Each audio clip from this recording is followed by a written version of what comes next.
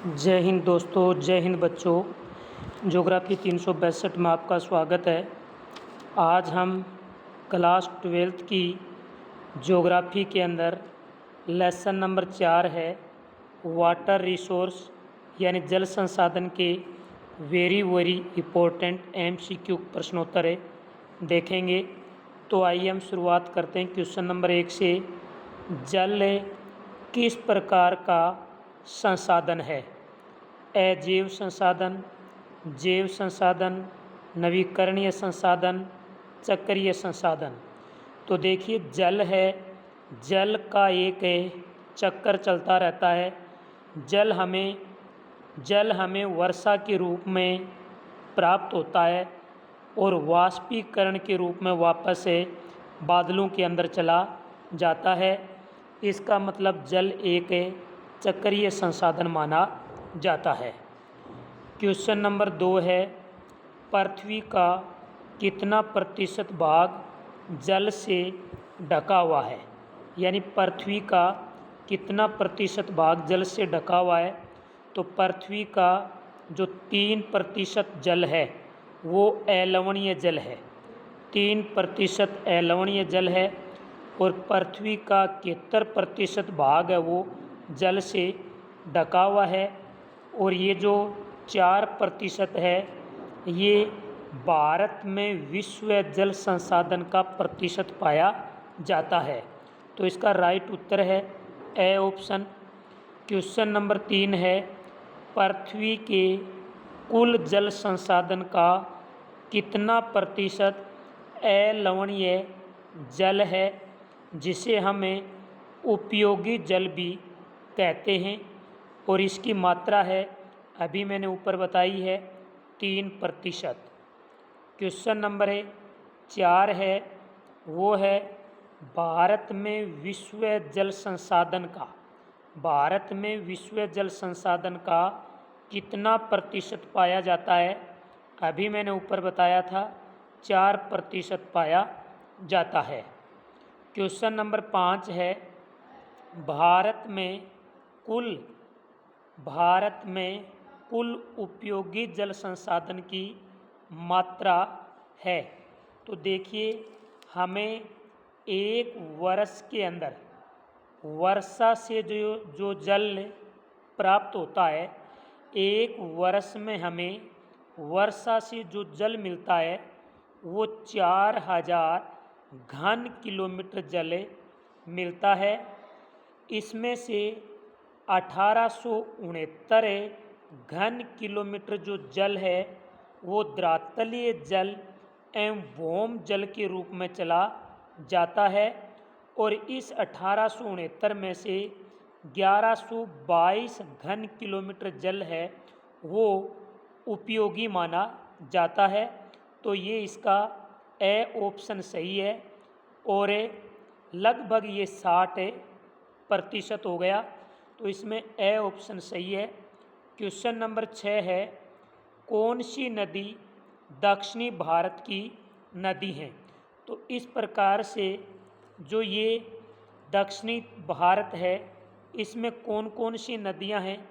तो इसमें गोदावरी भी है, कृष्णा भी है और कावेरी भी है।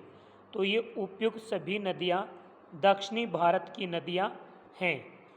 क्वेश्चन नंबर 7, कौन सी नदी पश्चिमी प्रवाह की नहीं है?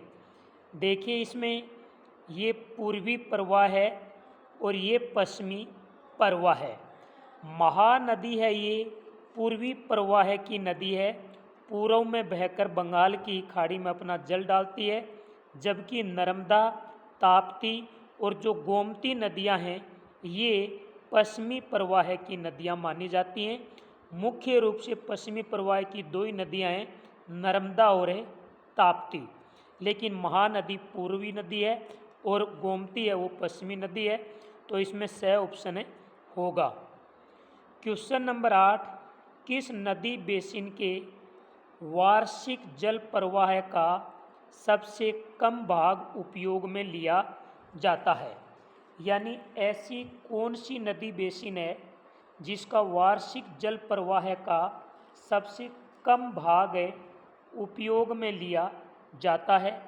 तो देखिए वो है आपकी गंगा और ब्रह्मपुत्र, दोनों ऐसी नदियां हैं।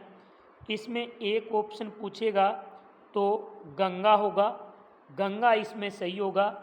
गंगा यदि नहीं दिया हुआ हो तो आपका ब्रह्मपुत्र होगा। तो यानी किस नदी बेसिन के वार्षिक जल प्रवाह का सबसे कम भाग उपयोग में लाया जाता है? गंगा। गंगा नहीं दिया हो तो ब्रह्मपुत्र। अगला है 9 नंबर, क्षेत्रफल की दृष्टि से भारत का सबसे बड़ा नदी बेसिन किस नदी का है? यानी क्षेत्रफल की दृष्टि से यदि आपको पूछे तो इसमें गंगा का अधिक माना जाता है। किस नदी का? गंगा नदी का अधिक माना जाता है। तो इसमें द ऑप्शन है वो बिल्कुल सही होगा। इसके बाद में अगला क्वेश्चन है हमारा, भविष्य में विकास के साथ किन सेक्टरों में जल का उपयोग बढ़ने की संभावना है? कृषि, घरेलू, उद्योग। तो वो होगा घरेलू एवं औद्योगिक दोनों सेक्टरों के अंदर बढ़ने की संभावना है। तो द ऑप्शन सही है। क्वेश्चन नंबर 11 है, किस राज्य में घरों में जल संग्रहण संरचना बनाना अनिवार्य कर दिया है? ऐसा कौन सा राज्य है जहां पर घरों के अंदर जल संग्रहण संरचना बनाई जा रही है? तमिलनाडु, केरल, कर्नाटक, राजस्थान। तो इसमें ए ऑप्शन है वो सही है। क्वेश्चन नंबर 12, किस राज्य में लेगून झील नहीं पाई जाती है? नहीं पाई जाती है ये पूछा है। तो लेगून झील राजस्थान के अंदर नहीं पाई जाती है, केरल, उड़ीसा और पश्चिमी बंगाल के अंदर ये पाई जाती है। और इस लेगून झील के दो उपयोग हैं। एक तो इसका उपयोग मत्स्य पालन के अंदर किया जाता है, दूसरा चावल एवं नारियल उत्पादन में किया जाता है। क्वेश्चन नंबर 13 है, द्रातलीय और भौम जल का सर्वाधिक उपयोग किस सेक्टर में होता है? तो द्रातलीय और भौम जल का यानी द्रातलीय जल का 89% और भौम जल का 92% उपयोग है वो कृषि सेक्टर के अंतर्गत किया जाता है, जिसको हमें सिंचाई भी लिख सकते हैं। एक बात याद रखना, द्रातलीय जल का 89% कृषि सेक्टर में उपयोग होता है, 2% औद्योगिक सेक्टरों में उपयोग में लिया जाता है, 9% घरेलू सेक्टरों में उपयोग में लिया जाता है। जबकि भौम जल का 92% उपयोग कृषि एवं सिंचाई में होता है, 5% औद्योगिक सेक्टरों में होता है, 3% घरेलू सेक्टरों के अंदर किया जाता है। अगला प्रश्न है, किस फसल हेतु सिंचाई की सर्वाधिक आवश्यकता है? यानी ऐसी कौन सी फसल है जिसमें ज़्यादा जल की आवश्यकता होती है और वो जल की पूर्ति सिंचाई द्वारा होती है? तो चावल, गन्ना और जूट, इन तीनों के लिए ही सिंचाई की सर्वाधिक आवश्यकता होती है। तो इसमें द ऑप्शन सही है। क्वेश्चन नंबर 15 है, वो है किन क्षेत्रों में गहन सिंचाई से यानी ज़्यादा सिंचाई से मृदा के अंदर लवणता की मात्रा बढ़ गई है? पंजाब के अंदर भी बढ़ गई है, हरियाणा के अंदर भी बढ़ गई है, पश्चिमी उत्तर प्रदेश इलाके के अंदर भी बढ़ गई है।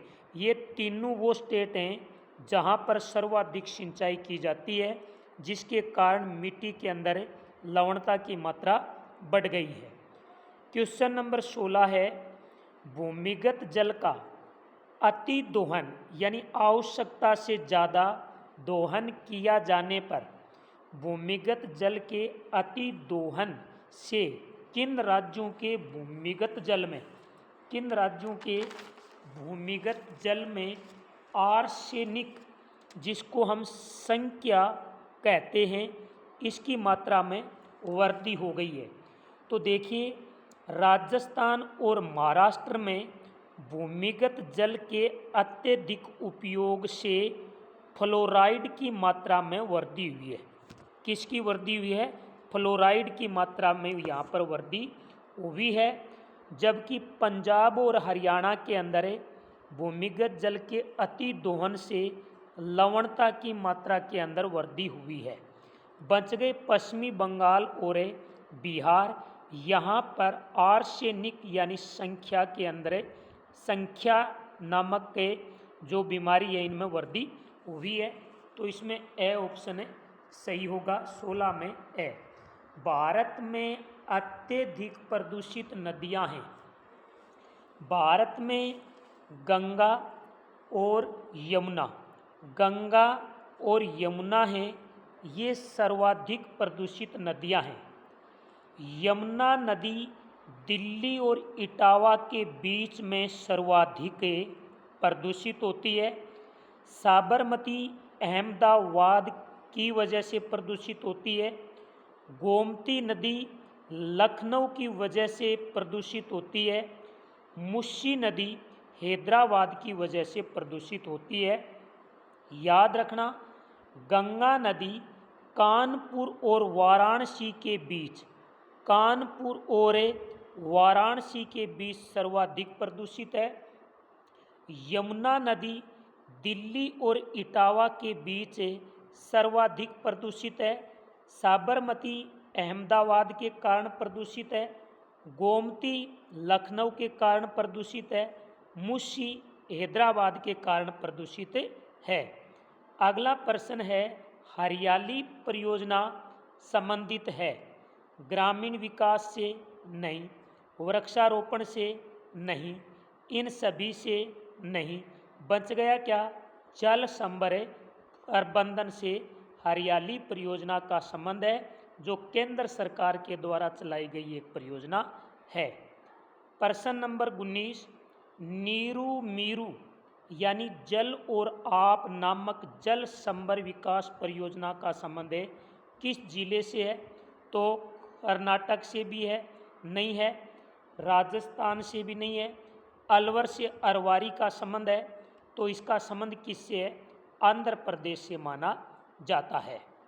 क्वेश्चन नंबर 20 है, अरवारी पानी संसद का संबंध है, तो ये अलवर जिले के यानी राजस्थान के अंदर है, जो अलवर जिला है इससे इसका संबंध है। अलवर दिया हो तो अलवर करना, अलवर नहीं दिया हो, राजस्थान दिया हो तो आप राजस्थान करना। क्वेश्चन नंबर 21, राजस्थान में वर्षा जल संग्रहण के ढांचे कहलाते हैं? जोहड़, झील, टांके या कुंड, तालाब। तो राजस्थान में वर्षा जल संग्रहण के ये चारों के चारों क्या हैं? स्रोत हैं। राजस्थान में या भारत में वर्षा जल संग्रहण के ये स्रोत हैं भारत में। और राजस्थान में वर्षा जल संग्रहण के ढांचे को कहा जाता है टांके या कुंड कहा जाता है। क्वेश्चन नंबर 22, भारतीय राष्ट्रीय जल नीति कब लागू हुई? आप सबको पता है 2002 के अंदर ये लागू हुई और 2012 के अंदर इसमें संशोधन किया गया था। 2002 में लागू हुई, 12 में इसके अंदर संशोधन किया गया। 2015-16 में जल क्रांति अभियान शुरू किया गया। जल क्रांति अभियान है ये 15-16 में चला, 12 में भारतीय राष्ट्रीय जल नीति में संशोधन हुआ, 2002 में ये लागू हुई। क्वेश्चन नंबर 23 है, वो है भारतीय नदियों में प्रदूषण का मुख्य स्रोत है। तो भारतीय नदियों में प्रदूषण का मुख्य स्रोत है जीव व जीवाणुविक सदूषण, जीव एवं जीवाणुविक सदूषण। प्रश्न नंबर 24 है, वो है पर्यावरण सुरक्षा अधिनियम कब पारित हुआ? सबको पता है कि 1986 को पर्यावरण सुरक्षा अधिनियम पारित हुआ था। 1974 को क्या हुआ, प्रदूषण निवारण और नियंत्रण अधिनियम पारित हुआ। याद रखना 1977 में क्या हुआ, जल उपकर अधिनियम लागू हुआ और 2015-16 में भारत सरकार के द्वारा जल क्रांति अभियान शुरू किया गया। तो ये चारों की चारों डेट आपको किसी न किसी माध्यम से याद रखनी है।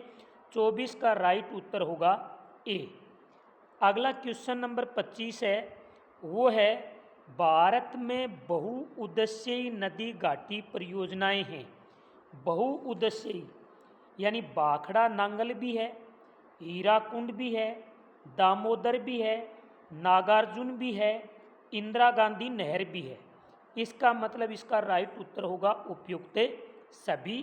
क्वेश्चन नंबर है 26, आप सबको आता है, वो है भारत सरकार द्वारा जल क्रांति अभियान कब आरंभ किया गया। इसका उत्तर होगा 2015 और 16 में। तो ये थे आपके वेरी वेरी इंपॉर्टेंट प्रश्न हैं। मैं उम्मीद करता हूँ कि ये वीडियो आपको बहुत अच्छे लग रहे होंगे। तो आपकी जितनी भी मित्र मंडली है उन सब के पास ये वीडियो शेयर करें, और जो विद्यार्थी जो मित्र इस चैनल पर पहली बार विजिट कर रहे हैं वो चैनल को सब्सक्राइब जरूर कर लें, क्योंकि जब भी वीडियो अपलोड होगा यदि आपने चैनल सब्सक्राइब कर रखा है तो उसका नोटिफिकेशन सबसे पहले आपके पास पहुंचेगा। जय हिंद, जय भारत।